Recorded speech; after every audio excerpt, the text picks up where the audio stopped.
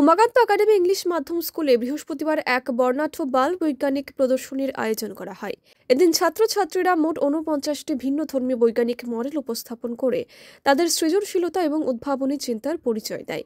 বিদ্যালয় কর্তৃপক্ষের পক্ষে জানানো হয়েছে, এই প্রদর্শনী থেকে ৫টি সেরা মডেল নির্বাচিত করা হবে, যেগুলি পরবর্তী ধাপে মহকুমা স্তরের প্রতিযোগিতায় অংশ নেবে। সেখান থেকে নির্বাচিত মডেলগুলি রাজ্য স্তরে এবং পরবর্তী জাতীয় স্তরে অংশগ্রহণের সুযোগ পাবে।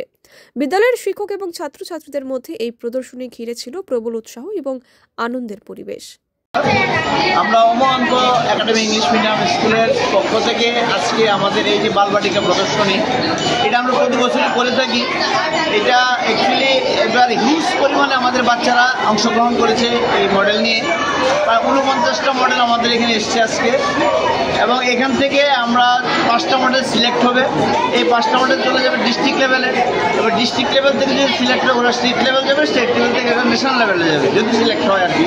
তো আমাদের বাচ্চারা অত্যন্ত উৎসাহ এবং উদ্দীপনার সঙ্গে আজকে প্রায় 15-20 দিন ধরে মডেল তৈরি করছি স্কুলে।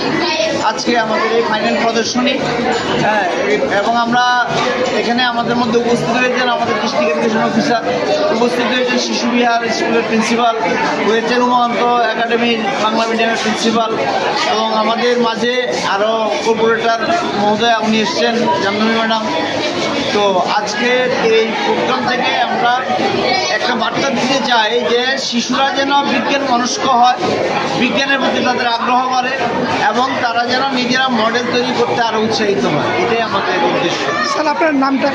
আমার নাম দীপন ভৌমিক, আমি এই স্কুলের সবচেয়ে senior teacher. Bureau report, PV north east.